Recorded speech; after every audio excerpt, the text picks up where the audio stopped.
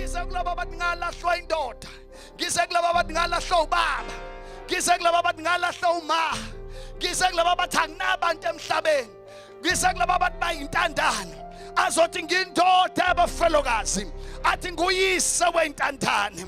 Ngise kulabo abanganamduduzi. Ngise kulabo abahlukumesekile. Ngise kulabo abashawe izimo ezahlukahlukene. Alibonke igama lika Jesu.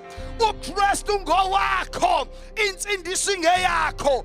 Umunjalo nje, you are the one who's a candidate to receive umusa nothando likaNkulunkulu.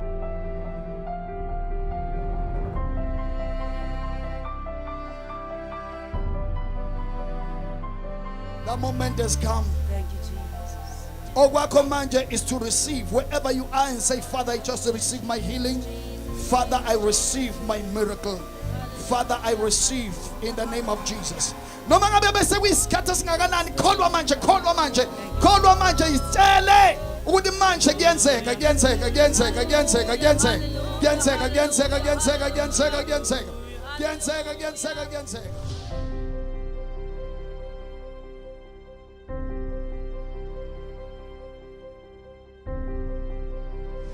Alibonge igama lika Jesu. Amen. Asikhulume ke bazalwane namhlanje.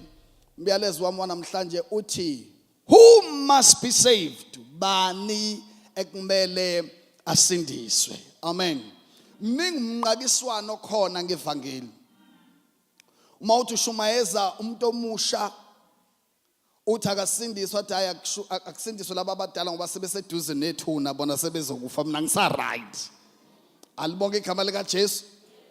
Isalukwazi esidala sona mothi uyashumayeza sikutshela ukuthi hayi naba abasabasha abasanamandla okugijima, mina vese ngiseduze kwethuna, uNkulunkulu izono zami seziningi kakhulu, sekulukhuni ukuthi angithethelele, ngeke ngithi ngimdala kangaka ngizoqala into entsha. Angisale sengiqhubeka kulona lelihlathi engikulona abasindiswa abasha. Hayi nikhona nibazalwane.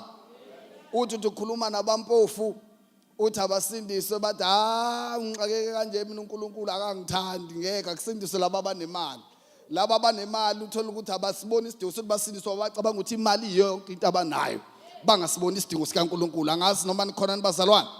Abanye uthi abasindiswe uthola ukuthi umuntu uthe mesibuka wehluleka kwakhe athi noNkulunkulu ngeke ngiyezwa ukuthi uyabasindisa kodwa ngeke mina sengiyisoni kakhulu. Angazi noma nikhona nibazalwane. So kubukeke ngathi lo myalezo womuso ngaka, lo myalezo wensindiso, lo myalezo wokuthethelelwa kwezono, abantu naloyo ubukeka enezizathu zakhe zokuthi asibalekele lesi sinqumo sokwamukela uJesu njengenkosi nomsindisi. Alibonge igama lika Jesu. Ma uthi uza kubantu bakithi abamnyama bathi no uJesu wamaJuda ungamlethi la, bonke abamamukela uJesu badukile. Alibonge igama lika Jesu. Wabuka wena omnyama wena, why ulandele loya? Amen. So I want to answer that question today. Who must be saved? Kahle hle insindise yabani? Ubani ofela kasindiswe? Alibonge igama lika Jesu. Yona myalezo wami wanamhlanje.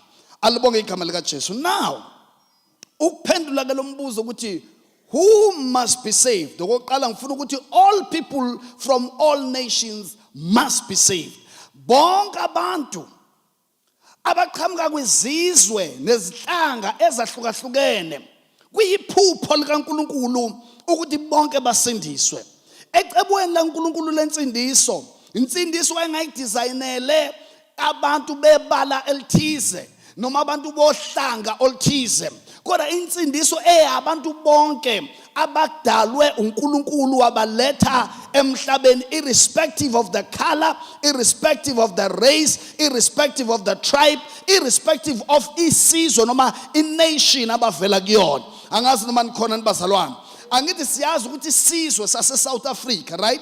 The nation of South Africa yenziwe izinhlanga ezahlukahlukene, iphinde yenziwe futhi izilimi ezahlukahlukene. Nikhona inibazalwane?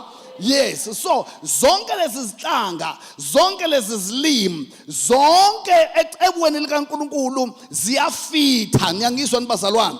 ma uKristu Jesu elenge siphambanweni wayelengela bonke abaphilayo igazi lakhe lachithekela bonke abantu ukuthi basindiswe ngaye nikhona inwe bazalwane bami izwi lenkosi mufunda incwadi ya Timotheo wokuqala chapter 2 verse number 3 and 4 lithi iBhayibheli lokhu kuhle kuyabuseka noma kuyabongeka emehlweni kaNkuluNkulu othanda ukuba bonke abantu benze njani basindiswe bafinyelele ekulazini ini iqiniso alibonke igama lika Jesu kuyiphupho likaNkuluNkulu kusenhlizweni kaNkuluNkulu ukuthi bonke abantu benze njani bazalwane basindiswe bafinyelele ekulazini iqiniso likaNkuluNkulu alibonke igama lika Jesu. Now mawufunda incwadi kaMateyu 28 uverse number 19 lithi Bible Matthew 28 verse number 19 lithi go therefore and make disciples of all nations hambani nenze izizwe ini bazalwane abafundi akasho ukuthi hambani nenze isizwe samaJuda abafundi akasho ukuthi hambani nenze izizwe ezimhlophe abafundi but uthi all nations nikhona inibazalwane ngoba insindiso noma ecebweni likaNkuluNkulu bonke abantu irrespective of race necolor nolimi abalikhulumayo kumele basindiswe ngoba akekho yobona uNkulunkulu ngaphandle kukaKristu Jesu ukuthi amkele yena njengomthetheleli wezono zakhe amen. So let the Bible go therefore and make disciples of all nations baptizing them in the name of the Father and of the Son and of the Holy Ghost amen. So hambani zizizwe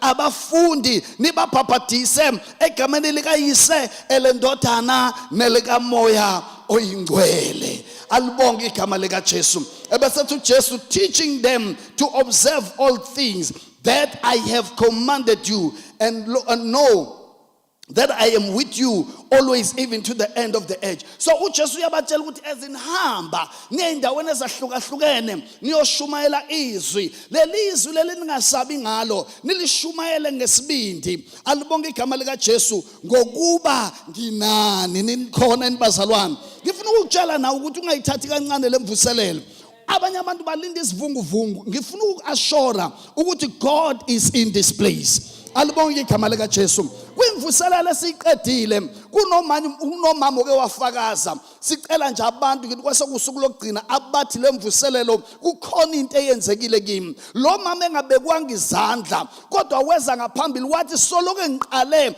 ukuattenda lemvuselelo kunoshintsho lenzekile bengumuntu ongezwa kahle emadlebeni kodwa engabekwanga izandla ezemvuselelweni kwavuleka amadlebe wezwa kahle alibonke igama lika Jesu bakhona abanye kade bengaboni babekwa izandla babona egameni lika Jesu ngamanye amazwi malishunyayelwa ivangeli uNkulunkulu usuke khona ngomoya wakhe ukusebenza ezomithi isidingo salo naloyo njengokudinga kwakhe mani khona ithanini amen.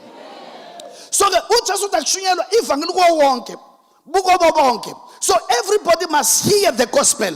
Ngoba alikho izulu labamhlophe, alikho izulu labamnyama, asikho isongo sabamnyama noma isongo sabamhlophe. Kodwa there is only one hell and there is only one heaven and there is only one way to go to heaven, that is Jesus Christ. There is only blood that qualifies ukuhlanza izono zabantu. It is only the blood of Jesus. Nikhona inibazalwane alikho elinye isango ayikho enye indlela alikho nelinye igama elibeka abantwini abangasindiswa ngalo wonke ofuna ukusindiswa kumele akhothame kuleli gama kumele avumele leli gama lika Jesu ngoba ngaphandle kwalo ngeke angikhathali noma ungalandela omunye uNkulunkulu akwenzela imihlola lo uNkulunkulu kodwa ngeke angenise ezulwini ngiyangizwa bazalwane noma ungaba noNkulunkulu wakho omthandazayo uqala imoto kuyena kunikeze uqala umshado akunikeze uqala ukuphila mhlawumbe uyagula emzimbeni akunikeze but there is only one who qualifies to give you salvation, that is the name of Jesus. The only one who can give you eternal life, it is only Jesus. Alibonke igama lika Jesu.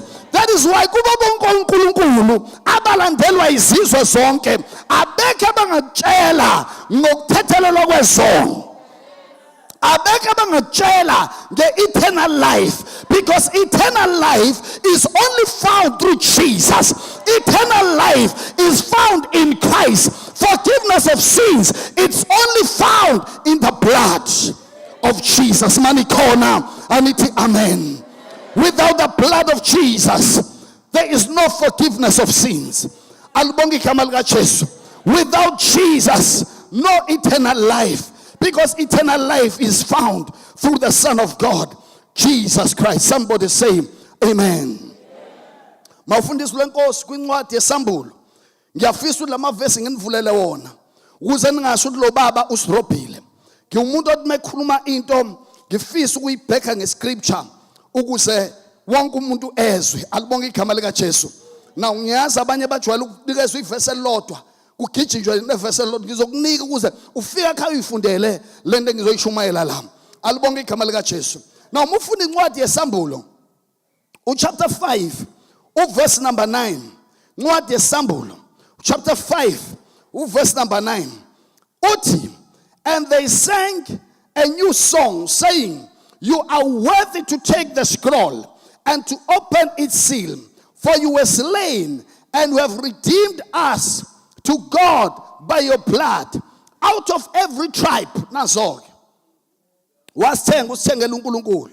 Siphuma kwizizwe, kwizinhlanga, out of every tribe and tongue and people and nation. Abantu laba abathengwa ngegazi lika Jesu bethengelwa noma bebuyiselwa uNkulunkulu, baphuma kwizinhlanga ezahlukahlukene, bakhuluma izilimi ezahlukahlukene.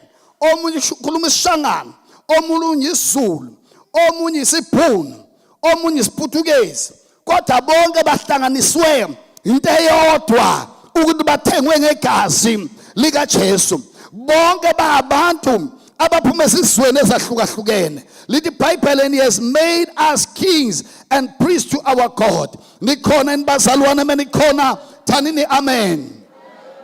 Now uma ufunda futhi incwadi yesambulo chapter 7 verse number 9. Lithi, after these things I look and behold a great multitude. Udemva kwalokhu ngabona isixuku esikhulu which no one could count. Isixuku abantu ababengakwazi ukusibala, of all nations. Labantu baphuma ezizweni ezahlukahlukene. Bese kuba ama-tribes, kuba abantu, kuba izilimi, standing before the throne, and people and before the Lamb, clothed with white robes. Uthi ngabona abantu bembethe ezimhlophe. Labantu abambethe ezimhlophe baphuma emhlabeni, kodwa phakathi kwabo abantu abaphuma einhlangene ezahlukahlukene sebemile phambi kwesihlalo sobukhosi. Ngizothi sisazoma phambi kwesihlalo sobukhosi akusuma amaJuda kuphela, kodwa wonke umuntu ophilayo oyisidalwa sikaNkulunkulu will stand before the throne of God. Alibonge igama lika Jesu. But laba kuvezwa labo abavuma ukuhlanzwa ngegazi, kuvezwa laba abamamukela uJesu besasenyameni bamenza waba inkosi nomsindisi wempilo yakhe.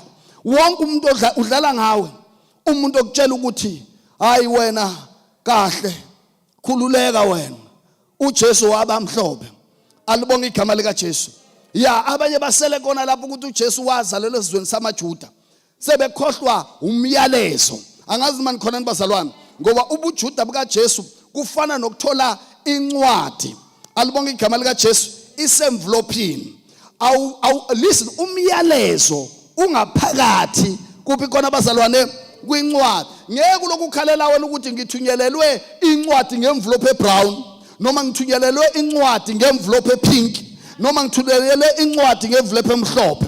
UbuJuda buka Jesu buyimvlophe, kodwa thatha into engaphakathi emvlophini uthola umyalezo ukuthi umyalezo uthini. Manje abantu basele emvlophini banqaba uJesu ngoba baxabana nemvlophi, yet the message is there that Jesus died for all. Alibonge igama lika Jesu. Owesibili engifuna ukuveza, ubani okumele asindiswe. Sinners must be saved. Izoni kumele senze njani bazalwane? Ziphenduke. Kumele siphenduke. Zamkelele umusa ongaka. Alibonge igama lika Jesu. Bamkelele intethelelo evela ngobani bazalwane? NgoKristu manikhona ithanini amen. Mani khona ithanini amen. Mawufunda uLuke chapter 5 verse number 32. Sithola khona ababhali nabafarisi becomplaina ngoba abafundi baJesu babonakala besondela noJesu ehlezi nabantu ekwakubizwa ngokuthi ama tax collectors, abantu ababe collector intela, abantu babaziwa nje ukuthi izoni bengafunwa. Niyangizwa nibazalwane? Baqala bacomplaina ngoba babe expect ukuthi uJesu mengcwele akababandlulule, akangasondele eduze kwabo ngoba ngokwestandard sabo babukeka bengcolile, bengafanele ukwamukela umusa kaNkulunkulu. Now uJesu mekhuluma responda kubona after becomplaina. Verse number 31 lithi Bible, Jesus answered and said to them, those who are well have no need of a physician. Laba baphilile aba right abamdingi udokotela. Nikhona bazalwane? But those who are sick, kodwa laba abagulayo ibona abamdingayo udokotela. Ngamanye amazwi ukuphila esonweni ufana nomuntu ogulayo odinga udokotela. Nikhona bazalwane? And praise be to God for the word of God, because izwi likaNkulunkulu lifana nemedication ezolapha leso sifo esikuphethe. Nikhona bazalwane? Usaid in verse number 32, I have not come to call the righteous but sinners to repent. UJesu angizile kwabalungile. Now ngamanye amazwi manina nisibona ningafanele lo musa ngoba nithi nilungile, ngifuna ukunitshela ukuthi mina ngize kulabo abanjani abazizoni ukuze baphenduke ba receive in bazalwane umusa. Niyangizwa bazalwane? Ngalinga usathana akukhohlise athi wena sewona kakhulu, izono wazenza seziningi kakhulu ngenxa yokuthi abantu sebekulahlile. Kwesisikhathi nawe uzuzilahle ngenxa yokwehluleka kwakho. Nikhona bazalwane? Kwesinye isikhathi uthi nasendaweni sewu abantu nje usudeliwe empeleni, nefamily yakini abasakufuni, nobody osanethemba lokuthi impilo yakhe ingashintsha. Uzucabanga ukuthi noNkulunkulu sekudelile. Lalela uthando likaNkulunkulu alifani nolabantu. Azathi umhlabeleli lubanzi lijulile, luyazeka yini na? Athi umhlabeleli lafinyelela kimi ngisezonweni zami. Lalela mntaka baba, kuleso simo kuso Jesus is reaching out to you ngomusa nangothando. He is not condemning you, but he wants to give you grace, ukunikeza into ongayifanele kodwa ngenxa yokuthi uthando lwakhe lu unconditionally. Nikhona nibazalwane? So insindiso nawe yakho ukuthi izono zakho zingakanani. Lithi iBhayibheli uzanani nazo zibovu njengegazi kodwa yanoyihlanza sibe mhlophe. Ngiyamthanda ngoba uthatha izono zomuntu ayozifaka olwandle lokulibala. Nikhona nibazalwane? Basala abantu ama-record besho ukuthi lo siyamazela, wenza ukuthi athi uNkulunkulu wayekwenza kuphi. Ngoba umuntu emeKristu uJesu isidalwa esisha, phela okudala kuyadlula kodwa kuvela okusha. uNkulunkulu akanamaqhubu, uNkulunkulu akakubambela amaqhubu ngenxa yezinto zakho ze-past. Uma uza kuye uyakuhlanza, akuthethelele, akwenze ube umshasha. Anikhona abazalwane ithani amen. So sinners must be saved. Sinners must be saved. Alibonge igama likaJesu. Abasithathu akufanele baphenduke yilabo abalungile by nature. Lothi nje mina ngiyilungele. Uyabona le ngane yakhuliswa ekhaya kahle. Kwathiwa esikoleni kungenwa ngo8. Ifike esikoleni ngo 7:30. Kushaya u8 o'clock seyingenile. Nikhona bazalwane? Bese uma ngabe kuphuma isikole mhlawumbe ubaba wayo unemoto ucutha lapha egate. Alibonge igama likaJesu ayilande egate. Glory to God. Yeah, njengami ngenze njalo nami. Linde egate. Uyithatha ingane uyifaka emotweni bese uyise ekhaya. Mayise ekhaya ayiphumi. Fanele ihlale ibheke incwadi zesikole. Alibonge igama likaJesu. Izikhulu ingane ingazazi mhlawumbe ezinye izinto ezenziwa mhlawumbe abanye, ngiyalinganisa. Ingazazi ezinye izinto ezenziwa abanye lapha ngaphandle. Alibonge igama likaJesu. Izibe na 25 or 23 years twale intombi into ayikazi thintwe. Awunangizwa nibazalwane? Kuthiwa lengane ayinawo amanga. Kuthiwa lengane iyahlonipha. Lengane ikhuthelela ekhaya. Lengane yenza yonke into. Ngamanye amazwi ngokwestandard sabantu siyayiphasisa lengane sithi ingane enjani le elungile. Lalelani wabazalwane, inhle lonto iyancomeka. Kodwa uma leyo ngane ke yafa ingazani noJesu, lokho kulunga kwemvelo angeke kwayingenisa embusweni kaNkulunkulu. Nikhona nibazalwane? Ngoba embusweni kaNkulunkulu asingeni ngokulunga kwemvelo, kodwa singena ngoKristu Jesu owenziwa waba yisono ukuze thina sibe ukulunga kaNkulunkulu. Ngoba listen, kuNkulunkulu akushiwo ukuthiwa uyisoni ngoba wenze isono. kuNkulunkulu uyisoni ngoba uzelwe ngembewu yenyama nembewu yesono. Yingakho kufanele uzalwe kabili, uzalwe ngokomzimba uphinde uzalwe ngokomoya ukuze kukhishwe leyo mbewu kufakwe imbewu yokulunga kaNkulunkulu. So wonke umuntu olungile by nature ozathi mina ngiye esontweni ngoba ngihlula abakholwayo ngenhliziyo yami, bakholwa abanenhliziyo ezimbi bayaphuza ukuthukuthela, mina ngiyashesha ukuthukuthela, so ngiyongena ezulwini ngeyitebhisi. Ayikho lonto, angeke ungene ezulwini ngeyitebhisi ngoba izulu likaJesu, uJesu uyindlela. Mawungazani noJesu ukulunga kwakho ngeke kwakusiza. So nalabo abalunge ngokwemvelo nabo bayadinga lensindiso. Lithi iBhayibheli kwincwadi kaIsaya 64 lithi ukulunga kwemvelo kufana nezidwedwe ezibolile phambi kwabani? Phambi kwaNkulunkulu. Kodwa phambi kwethu kuhle, kwenza ukuthi sibe nomphakathi oright, abantu abanesimilo. Siyakuncoma, qhubeka uziphathe kahle, kodwa thatha uJesu. Thatha uJesu. Nikhona nibazalwane? Thatha uJesu. Okwesithathu bani ofanele kasindiswe? Who must be saved? The poor people must be saved. The poor people must be saved. They must receive Jesus Christ as their Lord and Savior. They are in the plan of God. Luke chapter 4 verse number 18. The Spirit of the Lord is upon me. It has anointed me to preach the gospel to the poor. Umoya wenkosi uphezu kwami, ungigcobile ukuba ngishumayele ivangeli kubo abanjani bazalwane?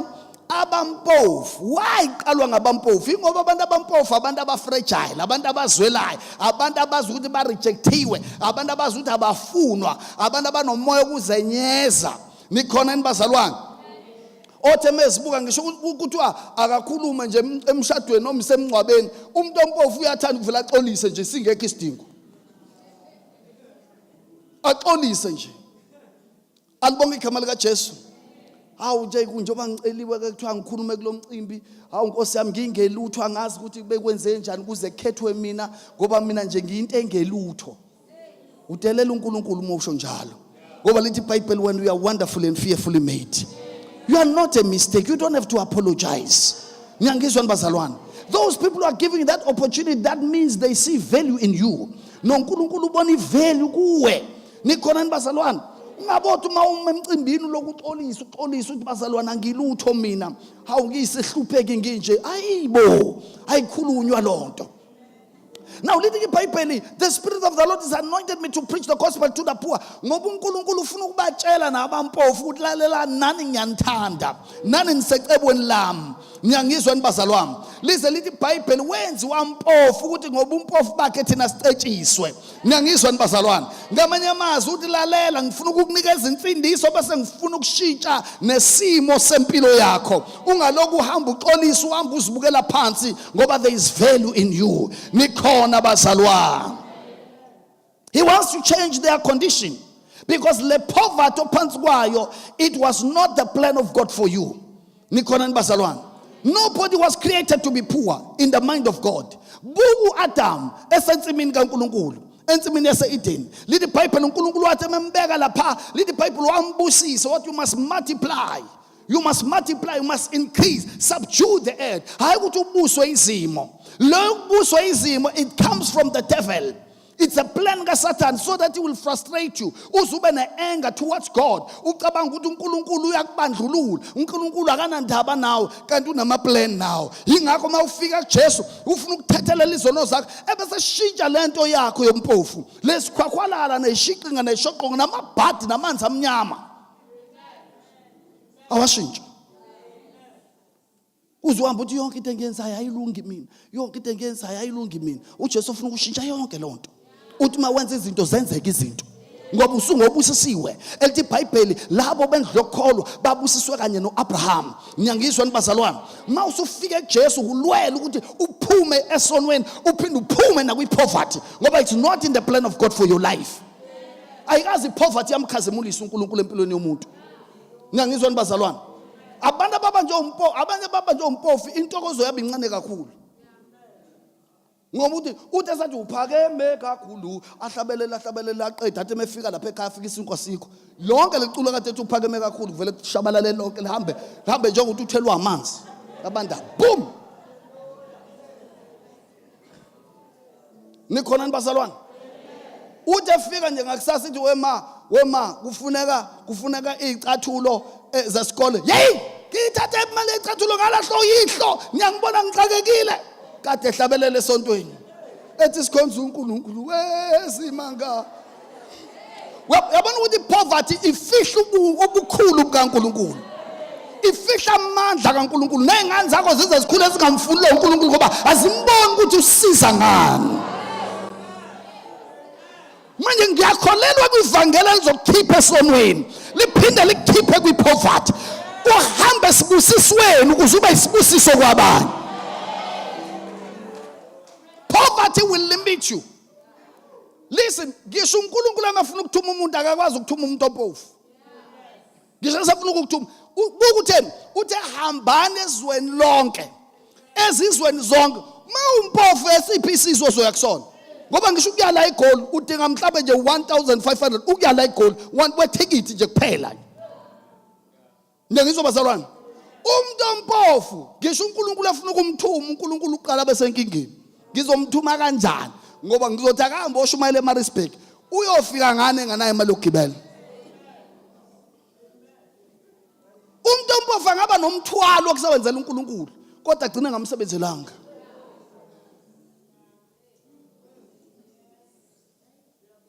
Nikhona bazalwane, listen, umuntu ompofu uba nephupho elingafezeki. Umuntu ompofu uphila impilo yokuprospona amandla kaNkulunkulu athi ke phangale haleluya lukhulu dumo lwakhe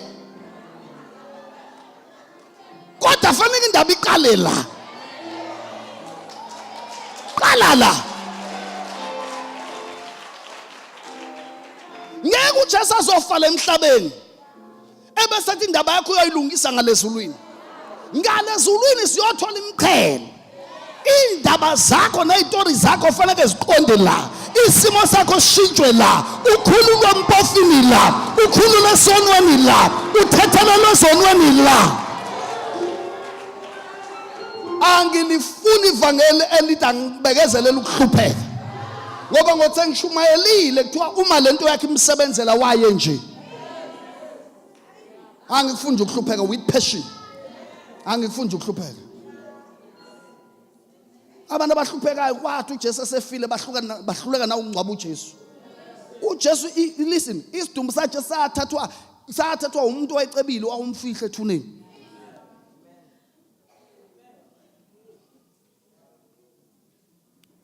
Umuntu ompofu ukhuluma ngoNkulunkulu omkhulu kodwa angabonakala ukuthi ukhonza uNkulunkulu omkhulu. Ngoba ubukhulu bukaNkulunkulu wakhe bungale ngaphesheya kwethuna. Umuntu ompofu wazi ukuthi kuyophunyulwa ngale kwethuna. Yet lithi iBhayibheli sesingenile ekuphumuleni kwakhe. We have entered the rest of God.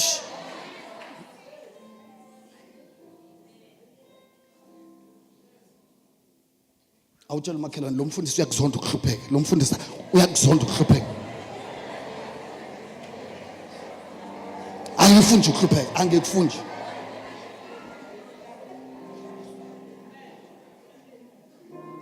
Uthi uqeda ukushumayela athi umuntu umfundisi anginayo imali yesinkwa ukuthi nami ungibona nje. Nami nje bengisathi ngizoboleka isinkwa nami ngifana nawe. Angicabanga nje lokho. Ngeke kuze kulunge. Leyo sayiqondisa noThixo mhla engibiza. Sayixoxa naye. Ngathi nje Nkosi uyangazi. Ungibize ngiyisebenzela kahle. ngiyithandela izinto ezinhle. So ngicela ke siyiqondise kahle le yami. Ungangibizeli nje ukuhlupheka. Lutho. Nangizwa bazalwane. Ngase ngithola ivesi elithi akekho oshiyise nonina nabafowabo nensima kade sebenza kuyona. Ongeke athola ukuphindwe 100-fold kulesi sikhathi nesizayo ngathi kanti uzongenza right. Ngathi uzongizama. Ngathi kanti uzongi-upgrade. Wathi yebo from glory to glory. Ngathi ini. Wathi from grace to grace. Ngathi ini. From power to power. Ngathi ini. Ngathi ngiyakuvuma Jesu ngizokusebenzela mina. Mina Jesu ngizokusebenzela. Mina ngizoshumayela wena uzowakhokha amabhili ami. Uzoba ibosi yami. Angizukuhola ngalezulwini ngeke. Ngeke kulunga. Ngizohola la ngihole nangale. Usho njalo, usho yena, uthi akekho oshiyise nonina nabafowabo nensima kade sebenza kuyona. Ongeke athola ukuphindwe 100-fold kulesi sikhathi nesizayo. Hayi lelo verse lavelela ngikhulula. Lathi labo bendlu yokholwa babusiswe kanye noAbraham ngathi okay, wawumbuse ehlobo luni uAbraham. Material wealth ngathi hayi iyashaya. Ya kwathi hayi uJesu wabampofu ukuze ngompofu akhe ngicethe ngathi okay, ikhokhiwe neprice kanti yokuthi singasabi impofu. God no, ngafunda incwadi yaIsaiah lathi raises the poor from the dust. Uyamtakulo umpofu. Amkhiphe lapha kwi-dust amphakamisa amhlalise namakhosi ngathi Jesu ngiyakuthanda ke mawunjalo. Into yakhe iphelele ngiyayizwa ngiyayifirstana. Ngathi Jesu ngiyancanywa wena. Ngathi hayi Jesu ngiyancanywa wena. Indaba yakho is straight. Nikhona bazalwane. So the poor, they need to be saved. Ngiyangizwa bazalwane.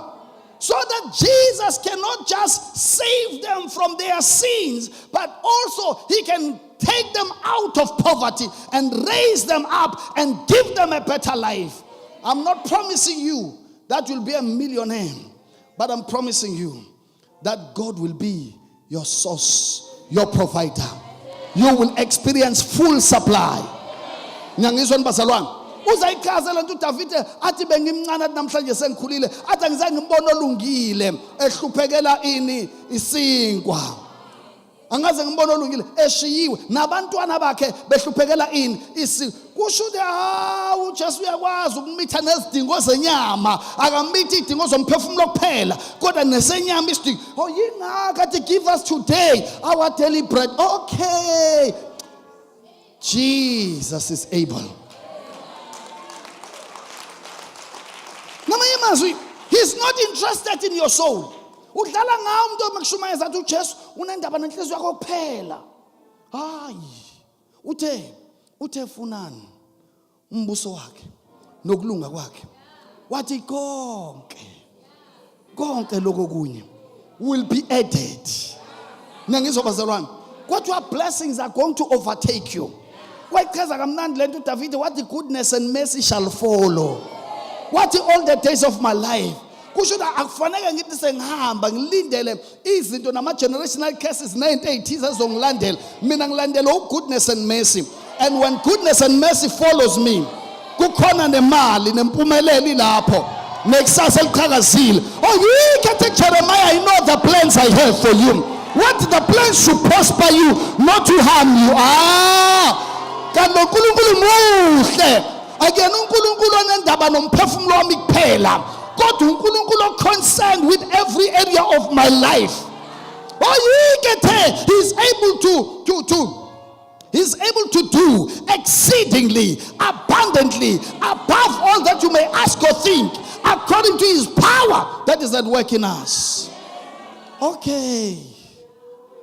We are more than just. He is not concerned about your soul kuphela. He's concerned about every area of your life. That is why ethe uthula kaNkulunkulu okudlula ukuqonda konke. Kusho ukuthi noma ngabe ngishadile kodwa ngiphansi kwestorm akho kuthula uyinkosi yokuthula kusho ukuthi ikona into angangenzela yona uJesu nasemshadweni wami. Akekho concern ngomphefumulo wami kuphela.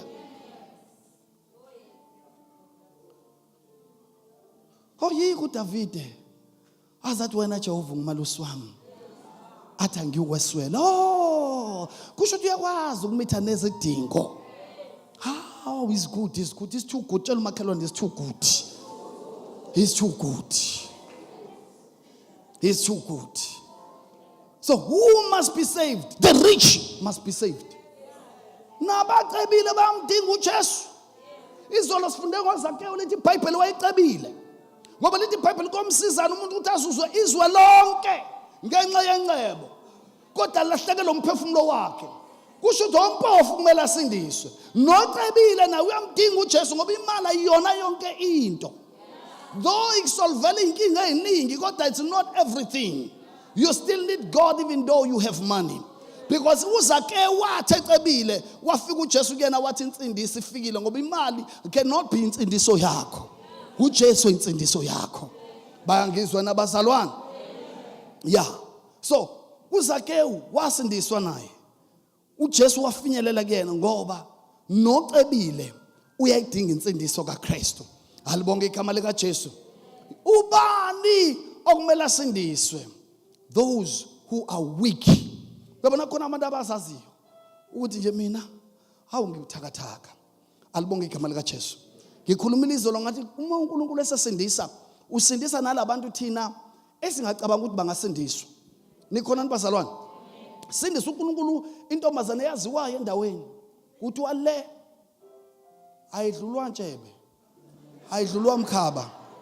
Ayidlulwa mpandla. Ayidlulwa namadevu. Wonke nje ubhuti ecela uxolo uyamxolela. Awunengizwa bazalwane? Sithi masimshumayeza ngoJesu acabanga ukuthi we njengoba mina ngingakwazi nje wonke umuntu ocela uxolo kumina methi nje sorry sisi. Hawu ngiyamnika. Naloyo uJesu uyafuna ukumsindisa. Nangizwa bazalwane? Nalabo bhuti abangadlulwa skate. Sonke isikete esidlula phambi kwakhe. Hey uNkulunkulu uyadala weba kwethu.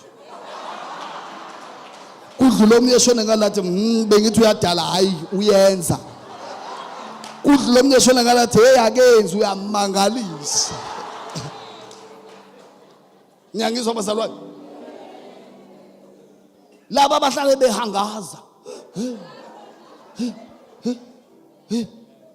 Alibonge igama lika Jesu. Nalaba banjalo othe mezibuka athi ngiyayithanda lento ensindiso kodwa awu isimilo sami hey ngiyasaza angifuni ukukhohlisa noma ngoganga endlini kaNkulunkulu ngcono ngihlale nginje. Lalela nobazalwane amandla kaJesu anele na nokumsindisa loyo njalo. Nikhona nibazalwane? Nalaba abaweak ababuthakathaka othi ngiyazazi. Omunye azathi mina nginenhliziyo encane kabi mina. Ngovela ngibhavumule phambi kwamakholwa kwalo mfundisi lo mina mase ngidiniwe ngeke ngimele. Ngeke ngimele ngovela ngiphoxe esontweni ngoba mayingicasulile into ngiyakhuluma kuzo wonke umuntu. Ngophoxa umfundisi imbala. Nawo njalo onenhliziyo encane. Oyitshela lenhliziyo yakho ngeke isasizakala. Ngiyangizwa bazalwane? Nawe umenyiwe. Mawufunda Isaiah 40 verse number 29 lithi he gives power to the weak upha amandla kobuthakathaka and to those who have no mighty increases strength. Kulabo abanganamandla wandisa ini bazalwane izikhwepha. Bese lithi iBhayibheli bonke abamamkelayo akhathalekile noma ba weak noma ngabe ba strong lithi bonke abamamkelayo wabapha amandla ukuthi babe ngabantwana bakaNkulunkulu. Manikhona ithani amen. Who must be saved? I'm about to close. Who must be saved? Bonke those who are stressed, frustrated and discouraged. Labo abathi sengicabanga nokuzilengisa ngoba impilo yami seyimosheke kakhulu. Omnye azathi sengiyimoshe kakhulu. Lalela. Mawufundiswa lenkosi uncwadi kaMateyu 11 verse 28 lithi nina nonke enikhathele nenisindwayo uthi zani kimi ngizoniphumuza. Nawe uJesu angakuphumuza noma ngabe usu frustrated kangakanani noma ngabe usu discouraged kangakanani noma ngabe uSathane sethi ayikho into oyiphilelayo ukhathazwa ukuthi nyevesi walahla ubaba wakho kanti nalo mama ohlezi naye kwayena engabuya kwelapha kodwa ukutshela ukuthi ubaba wakho wena thula ngoba ubaba wakho wena wakulahla ubaba wakho ngithwele kanzima nawe uzozibona njengesiqalekiso njengeburden in that family ngenxa ukuthi njalo uthwalisa amacala kababa wakho noma uthwaliswa amacala kama wakho nawe uJesu uvula izandla uthi you can come to me, you can come to me. We're not, I experienced rejection empilweni. Nobody has ever loved me. And ngize ngizibuza ngenzani uNkulunkulu mina ukuthi ngize ngizalelwe phansi wesimo la ngafunwa khona yiwo wonke umuntu. Now uJesu, he is for you. He can set you free from that kind of life. Ngoba uthe izani kimina nonke nikhathele nensindwayo mina ngizoniphumuza. Who must be saved? Abadala nabancane kumele basindiswe. Lento yokuthi wena ngoba umncane kanje bese uthi hayi ake ibanjwe ogogo nomkhulu sebeseduze kwethuna mina ngisadla ubusha bethu. You think you are eating life? We are playing games. You are destroying your life. Listen. Kuzo zonke izinto abantu abasha eseke ngazibona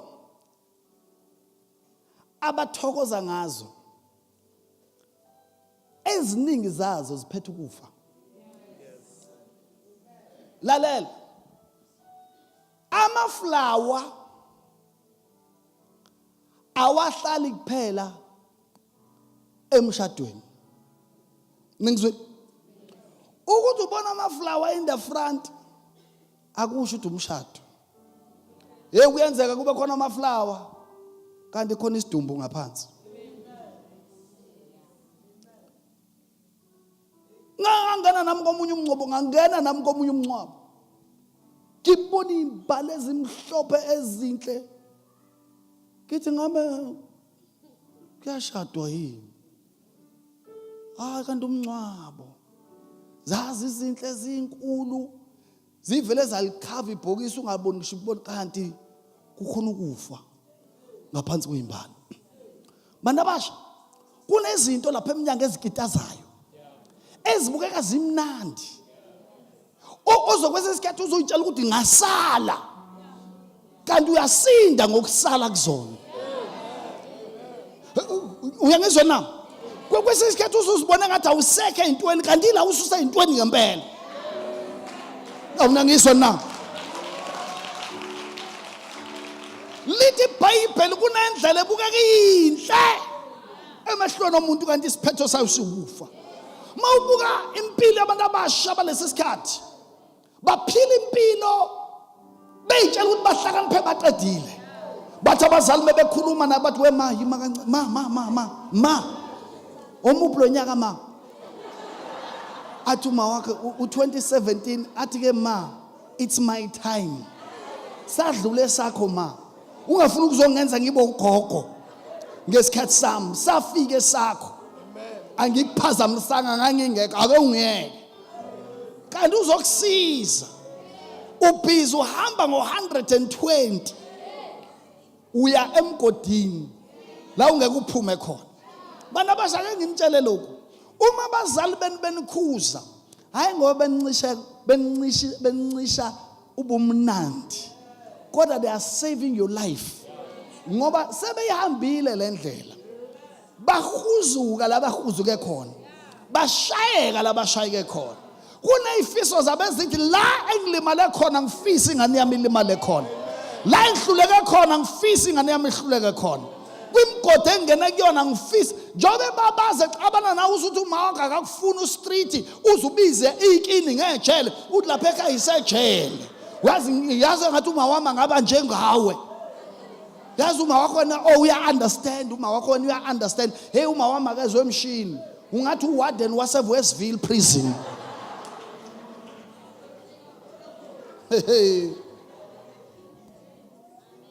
Lalela uyabona le ngane iqala ngokunikezwa ifreedom Ile ingane igcina frustrated empilweni. Yabona le ingane lezi eziphila ngathi kuthiwa ziboshiwe. Lezi ngathi kuthiwa ziyahlushwa abazali ekhaya. Le etshelwa kuthiwa buya ngo5 ubusula. Nani nize nithi hayi uma wakho hayi uma wakho. Izona ingane egcina ziphumelele zibe izinto.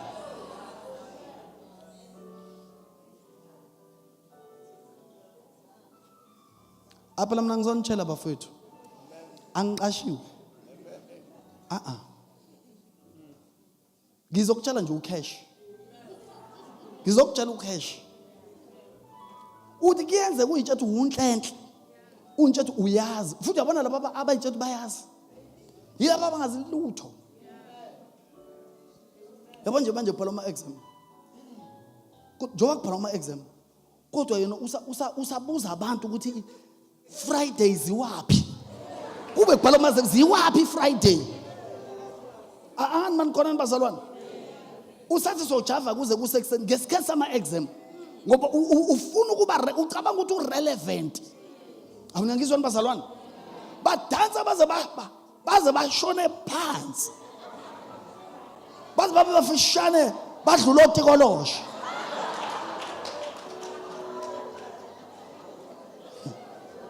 Bathi akulaleki mawunemali besho benganamali beingekho beqamba amanga ayikho.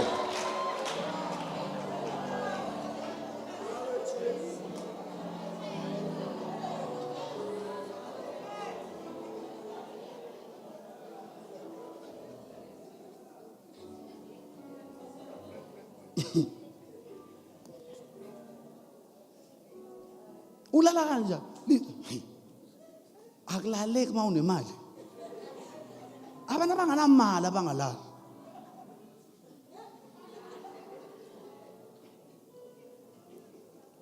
Listen into emhlungeni.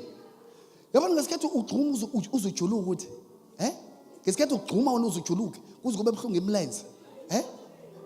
Lo muntu enidansela iculo lakhe akalali kubulala kwakhe. Akagibela itekisi ugibela imoto yakhe. Akayona ibhedi nikubazali bakhe. Wena xuma udakwe. Yena udansisa wena adle imali yakho. Abe ngcono.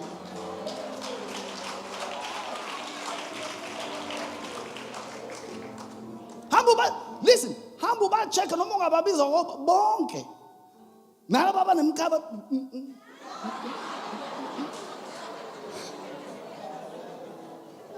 yabona ukudansa lokho benzela wena ukuthi uchazeke. Bese uyahamba eclubini. Ngesikhathi lona nithi nifuna iculo lakhe. Yena kunyuka imali kuyena. Amenywe everywhere. Wena una future. Shiya umatric wena. Wangena utshwaleni. Uyadansa. Ngesikhathi udansa bona bayaphumelela ngokudansa kwakho. You haven't achieved anything wena. When uthi udlubusha bakho awudli lutho, you are wasting your life. Ngoba bona they are not a burden. Hamba bathe they are not a burden. Check imoto abahamba ngazo. Wena ulibele ukudansa nje awufundi wena uyadansa wena. Bona ba busy ba upgrade imizi yabo. Wena uyadansa. Qhubeka ukudansa. Qhubeka wena udansa bona bazobe beshintsha imoto. Wena uyadansa wena. Awufuna ukufunda wena uyadansa. Qhubeka ukudansa. Nangu Jesu. Nezalwazi lezi khona lezalwazi ezingafuna ukukholwa. Elisalwazi mayuthiwa nje asifuna ukukholwa. Abantu bavele bathi lokho kuyathakatha. Uvele kuthiwa nje umthakatha. Ukhokho njani lo ngafuna ukukholwa? Hawu. Ukhokho njani? Ngisho usubona ususeduze kokufa ufuna ukukholwa. Uyinkinga yomuntu. Yiko nje endaweni zebekuthiwa lokho kuyathakatha ngoba bonke abanye ogogo bahambile baye esontweni wena uhleze uhlale wenzani wena? Wenzani? Yingakho uzo-end up uzuvuka ekuseni ngoba musu umdala kubuye kuphele nokuthiwa ungazi ukuthi sebuqedwa yini. Uzothola usufuna ukushanela ngo-3 ekuseni bese kuthiwa uyathakatha kanti ukhuthele ngesikhathi esi-wrong. Ngo-3 ekuseni fanele ngabe uyathandazela iy'ngane zakho ngoba ugogo ongakhona uvuka ngo3 ushanele ekseni bese bekubona baye emsebenzini nabaphapheni babathi wenzani lapha egcekeni angithi wena ubhizi ufafaza amanzi ukuthi idust ingabi khona bese uyashethwa nangiya uye losithakathaka ngoba ogogo bakhulela la kuneyintuli khona noma seshanela isitubhi senziwe ngosimente still ufafaza amanzi wenzelani gogo hayi ukuthi intuli zinganyuki kube kuusimente abakubona kuthiwa hey njengoba izinto zenu zingahambi kahle uye lo gogo ngimbone ngo3 ekseni ephethe ibhakede echela ukuthi ushanela after that abazange basabona uthuke wathi awu ake ngami ngolala into zakhe zikaze zingishaya aspread indawo ukuthi uyathakatha ngoba ugogo ongena Jesu ugogo ongamfuni uNkulunkulu sengiqedile ukhona ngamphendulanga la ukhona othi kuzo zonke lento kade uzisho angingeni ndawo angifiti mina konke lento kade ngisho akekho umuntu ongakutholanga okwakhe la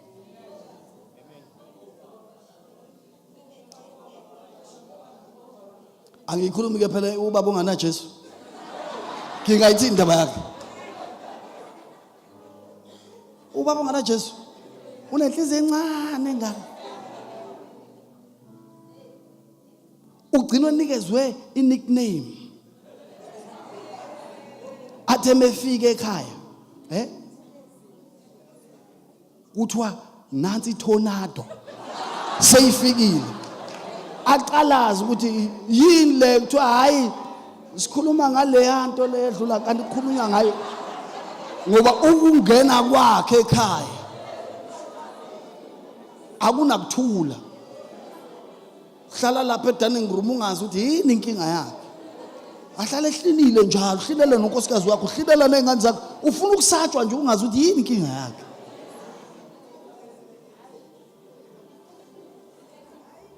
indoda engena uNkulunkulu ungoqo ngisho ikhipha imali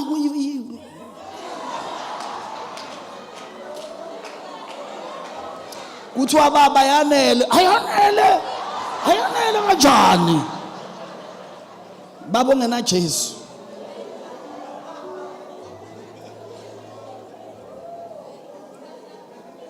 ungathi uyahlukunyezwa mekuthiwa kondla izingane zakhe emekhiphe u300 ngenyanga 300 ngenyanga akacabanga ngobona ukuthi gross umalini udla ukudla angakwazi kuyimalini mekhiphe u300 uqedile yisaba kabi indoda engena Jesu ngoba izingane zakhe zikhula zingalazi uthando lika baba indoda engena Jesu iba nezingane zonke lapha entabeni ingazazi nokuthi sifunda standard bani nanokuthi sigqoka nesikoleni nokuthi zilala zidleni alala khonqe yena kodwa indoda engena Jesu ingozi yibo phela laba abantu mase bexakiwe ukulokuhlakanipha kwabo ngoba abafuna ukutshelwa angifuna indoda ezongitshela ukuthi umuzi wami nguphathe kanjani mase zimbambile inkingi uye uqala ukuthatha isibhama dubula unkosikazi ayidubula yena ngimsaba kabi uyingozi kuyena uqobo lwakhe umuntu ongena Jesu indoda engena Jesu ingozi khanda ulifundini iBhayibheli wena lithi iBhayibheli uKristu uyinhloko yani yendoda indoda bese bayinhloko yenkosikazi manje indoda engena Kristu yindoda engenanhloko majina mina ngimla phambili ngingenakhanda kumqala nje ngingashonaphi indoda engena Jesu njalo he is like a headless chicken he is dangerous to the community he is dangerous to himself kwenzeka kanjani listen kwenzeka kanjani kuthiwa ubaba urape ingane yakho ingoba uyingozi emphakathini ngoba yiki into ekhuza yawalusa umuntu you rape your daughter you rape the stepdaughter you rape umakhelwane ingane zakamakhelwane ezincane indoda indala ngoba ayinanambeza ayina Kristu ayina uJesu oyolayo empilweni uyingozi nebuka umuntu wesifazana ubuka into yokulalwa is a danger to the community not just to the community kuyena Yabona nje namhlanje sekuyavala manje. Yabona namhlanje makhulunyi kuthiwa sinenkinga ama-street children. Street what? Lawa ama-street children kwawayibuza ukuthi lo street kids usalo ba. Abaqhamuka ngetsheni laba bantwana. Banobaba abazalayo. And lawo baba ho street fathers. Ukunje baqashe kweminye imizi. Kodwa ho street fathers. We cannot have a problem of street children because they've not produced themselves. Sinenkinga yo street children because of the street fathers. Lezi ayingane ziphuma emakuno baba abakhipha. Iseed yabo. Yeah lapha. But bangaba responsible. So kwabona they are the product, those kids are a product of street fathers. Do bengeke emgaqweni, ubathole emathaveni, ubathole nakuphi. Amen. Ubani osalile? Phela bakhalile la kwathiwa zwanga lutho ngobaba. Senginitshelile. Everybody must be saved. Everybody needs Jesus. Whether you are rich, whether you are poor, whether you are wise, whether whether they call you a fool, but everybody needs Jesus. As Valamech. Maukono tibabu Zulu thandaza kunye nami. Uzwile umyalezo namhlanje. I need Jesus. Ngithatha isinqumo sokwamukela uJesu namhlanje ngelizwile leliqiniso. Noma singayikhuluma le ndaba sizehleka kodwa iqiniso, this is serious stuff. This is serious stuff. Somebody today must make a decision to accept Jesus Christ as your Lord and Savior. If ukhona uthi babuzulu, I'm responding. Phakamisa isandla sakho ngithandaze nawe. Phakamisa isandla sakho ngithandaze nawe. Muthi ngiyamamukela uJesu namhlanje, ngiyavuma babuzulu. Ngiyayivuma insindiso kaNkulunkulu, ngiyavuma namhlanje. I need God to deliver me. I need God to save my life. Phamsandla sakho kakhulu ngifuna ukuthandaza nawe. uNkulunkulu akubusise. Ukhona omunye ngifuna ukuthandaza nawe. uNkulunkulu akubusise. Ukhona omunye ngifuna ukuthandaza nawe. God bless you. Ukhona omunye. God bless you. God bless you. God bless you. God bless you. God bless you. Lalela. Yabona makushunyalo. Mase kuyilesi sikhathi ngibuke kancane, ngibheke kancane. Ngifuna ukusiza namhlanje. Yabona makushunyalo. Mase kuyilesi sikhathi se-altar call. Kukhona ama-voice amabili akhulumayo ngaphakathi kwena. Ithi enye iya ngaphambili. Vuma ukusindiswa. Phakamisa isandla. Bese enye ivoice ithi ungasiphakamisi. Uyasaba wena. Yabona lethi when uyasaba ile voice efuna ukugcina kuleso simo kusona. That voice is the voice of the devil. Le ethi vuma usindiswe. It's the voice of God. Njengamanje ngifuna ukukunikeza isibonelo kwenzakalani. Njengamanje the devil is waiting this side and Jesus is waiting this side. Jesus is saying, come. The devil said, no. Ungaphunyuki. Hlala kulesi simo lesi. Ungaphumi. Which voice are you going to obey tonight? Which voice are you going to obey tonight? Asukuma sonke sime ngenyawo. Which voice? Ngifuna ukukusiza namhlanje udlubulunde kuleso simo. Dlubulunda kuleso simo. Laba kade bephakamisa izandla qhubekani niziphakamisa abantu abami. Wena okade ungasiphakamisa siphakamise manje ngifuna ukuthandaza nawe. Wena okade usaba siphakamise manje dlubulundeni. God bless you. God bless you. Siphakamise kakhulu. God bless you. God bless you. Ungasali. God bless you. God bless you. God bless you. God bless you. God bless you. God bless you. Ungaphiki nomuntu oseduze kwakho. Yena mhlawumbe uyikhethile inkosi izolo. Mhlawumbe yena sewasindiswa wena usindisiwe. Wozani ngaphambili ngifuna ukuthandaza nami. Bashalane izandla ezibeza ngaphambili. Bashalane izandla beza ngaphambili. Bashalane izandla beza ngaphambili. Basindiswa abantu. Baba basindiswa abantu. Basindiswa abantu. Come. Help them ushers. Baphelezeleni. Wozani nzima la. Pheka mina ma. Congratulations. Phekani mina ma. Phekani mina. Naso. Congratulations.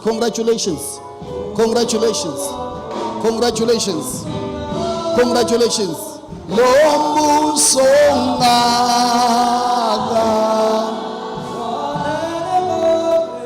banele bonke abazithobi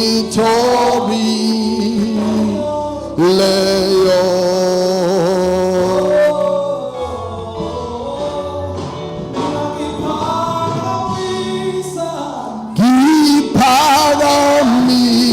ngiphakamisa izandla zami ngiyazithoba Nkosi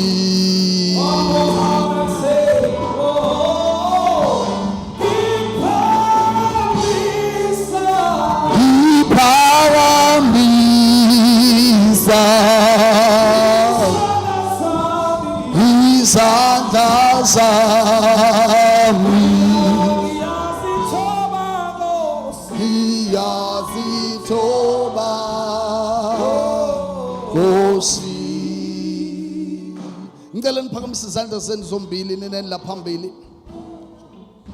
Nisho lo mthandazo emva kwami, ibandla likaNkulunkulu linilekelele. Nisho lo mthandazo emva kwami. Nithi Baba wethu osezulwini, phambi kwalabantu naphambi kwezulu siyamamukela uJesu ukuthi abe inkosi nomsindisi wempilo yethu. Siyavuma ngomlomo ukuthi uJesu inkosi, siyakholwa ngenhliziyo ukuthi uNkulunkulu wamvusa kwabafile ukuze ngaye sibe nokuphila okuphakade.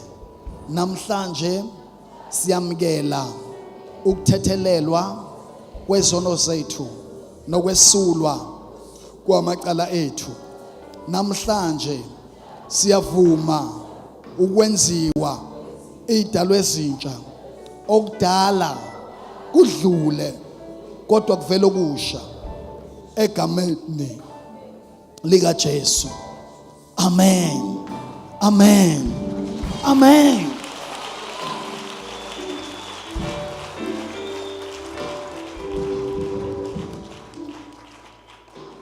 You have taken the most important decision in your life. This is the decision oyothi mawungaguqukanga kusona, you will never regret in your life. It's the most important decision ever in your life. I want to say to you, congratulations. Lithi iBhayibheli, yes, shanda izandla bazalwane. Congratulations.